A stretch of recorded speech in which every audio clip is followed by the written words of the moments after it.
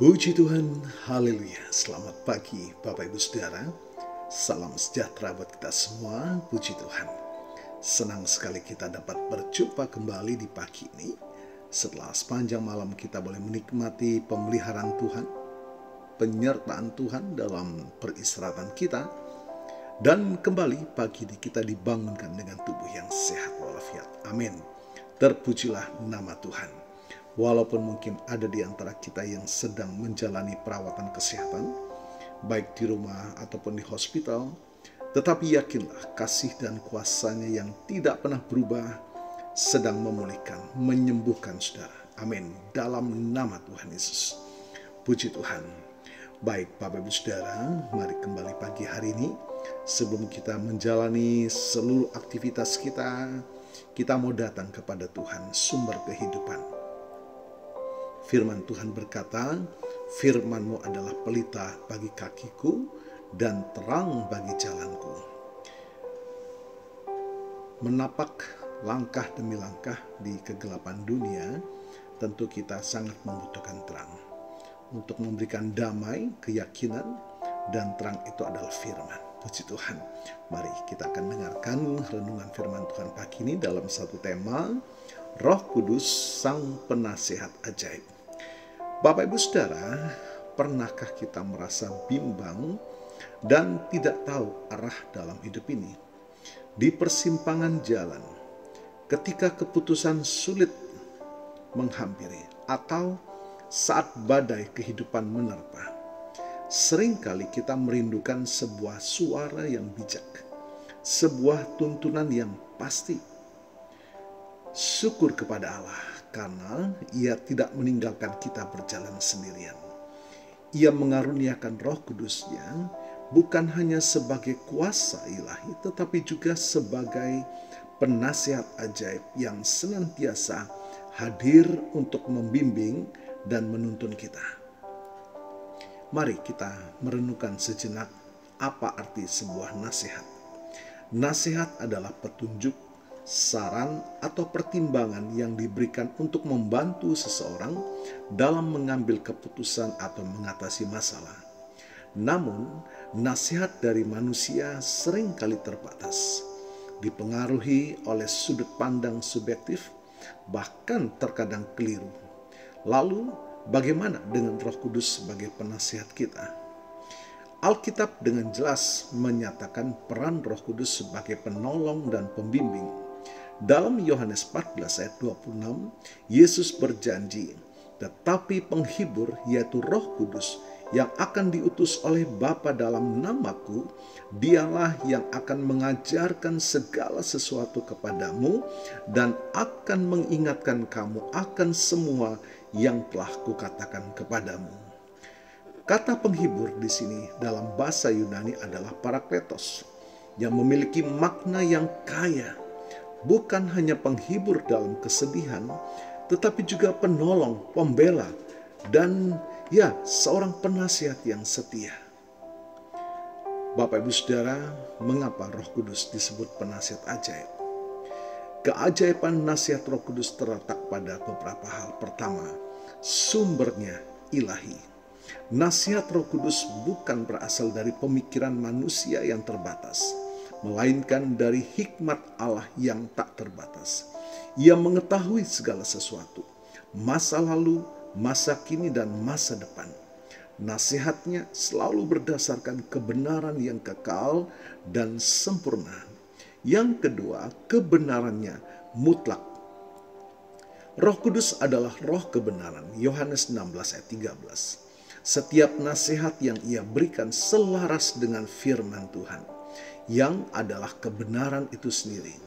Ia tidak akan pernah menyesatkan kita atau membawa kita jauh dari jalan Tuhan. Yang ketiga, Bapak Ibu Saudara, waktunya tepat. Roh Kudus tahu persis kapan kita membutuhkan bimbingan. Ia hadir dalam setiap situasi, memberikan bisikan lembut di hati kita, mengingatkan kita akan firman Tuhan yang relevan, atau memberikan hikmat melalui orang-orang di sekitar kita. Yang keempat, kuasa untuk melaksanakan. Nasihat dari manusia mungkin baik, tetapi seringkali kita kekurangan kekuatan untuk melaksanakannya.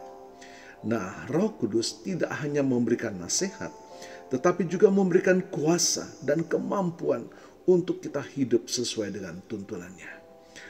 Dan kelima, bersifat pribadi. Roh Kudus mengenal setiap kita secara pribadi. Ia tahu pergumulan kita, ia tahu kelemahan kita dan potensi kita. Nasihatnya disesuaikan dengan kebutuhan dan situasi unik yang kita hadapi. Bapak Ibu Saudara, bagaimana kita dapat menerima nasihat dari Roh Kudus? Untuk menerima bimbingan dari penasihat ajaib, kita perlu membangun hubungan yang intim dengan Tuhan. Sama seperti kita mendengarkan nasihat dari orang yang kita percaya dan dekat, kita perlu membangun hubungan yang erat dengan Roh Kudus melalui doa dan perenungan firman Tuhan. Yang berikut, miliki hati yang rela diajar. Kita perlu merendahkan diri dan mengakui bahwa kita membutuhkan bimbingannya. Jangan biarkan kesombongan atau keangkuhan menghalangi kita untuk mendengar suara Roh Kudus. Yang berikut, membaca dan merenungkan firman Tuhan. Alkitab adalah pedoman hidup kita, dan Roh Kudus seringkali berbicara melalui firman yang kita baca dan renungkan. Biarkan firman Tuhan meresap ke dalam hati kita. Dan yang berikut, berdoa dengan sungguh-sungguh. Doa adalah sarana komunikasi kita dengan Allah. Dalam doa, kita membuka hati kita kepada Roh Kudus dan memohon bimbingannya. Dan yang berikut, pekalah terhadap bisikan Roh Kudus. Roh Kudus seringkali berbicara dengan lembut di dalam hati kita. Kita perlu melatih kepekaan rohani kita untuk dapat mengenal suaranya di tengah hiruk pikuk dunia ini. Bapak Ibu Saudara, kita tidak perlu merasa takut atau khawatir menghadapi masa depan. Kita memiliki penasihat ajaib yang setia mendampingi kita. Mari kita buka hati lebar-lebar bagi Roh Kudus. Dengarkan nasihatnya dan izinkan Dia menuntun setiap langkah hidup kita.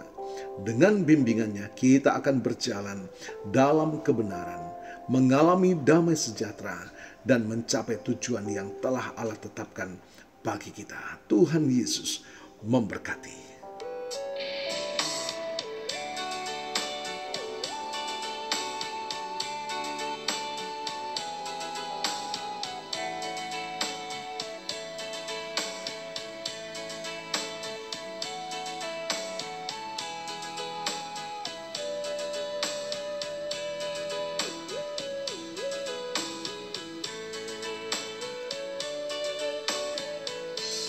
Peganglah tanganku Roh Kudus setiap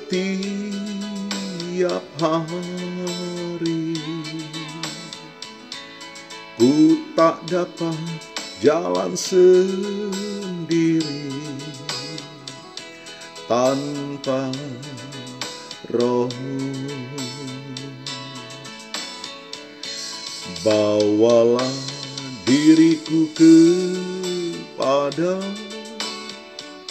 segala kebenaran, agar ku tidak tersesat mengikuti jalan-Mu. Biarlah ini menjadi kerinduan kita senantiasa. Setiap detik yang kita lalui, setiap langkah kita jalani, yakinkan Allah Roh Kudus membimbing kita. Bapa, terima kasih buat firman-Mu pagi hari ini. Dan kami percaya kuasa firman-Mu melawat setiap kami, memulihkan setiap hati yang terluka, membebaskan yang terbelenggu, membukakan jalan dalam setiap pergumulan kami. Diberkatilah kami semua pagi hari ini.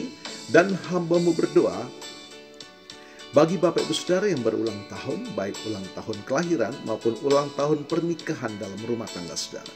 Kiranya anugerah, keberkatan, dan kasih setia Tuhan memberkati saudara, baik dalam kehidupan pribadi maupun dalam kehidupan rumah tangga saudara. Diberkatilah dalam nama Tuhan Yesus. Puji Tuhan, mari kita mohonkan berkat bagi kita semua. Tuhan memberkatimu dan melindungimu. Tuhan menyinari engkau dengan wajah-Nya dan memberikan engkau kasih karunia. Tuhan menghadapkan wajah-Nya kepadamu dan memberikan engkau damai sejahtera. Bapak Ibu Saudara, terimalah berkat Tuhan atas seluruh hidupmu. Terimalah berkat Tuhan atas rumah tanggamu. Terimalah berkat Tuhan atas usaha, dagang, dan pekerjaanmu. Terimalah berkat Tuhan atas pendidikan dan masa depanmu. Dan terimalah berkat Tuhan atas iman, ibadah, dan pelayananmu kepada Tuhan. Diberkatilah engkau berlimpah-limpah, baik jasmani dan rohani, hari ini sepanjang masa, sampai Tuhan Yesus datang kembali. Di dalam berkat nama Tuhan Yesus Kristus. Haleluya, haleluya. Amin. Puji Tuhan. Bapak Ibu Saudara, selamat pagi. Selamat beraktivitas. Tuhan Yesus memberkati.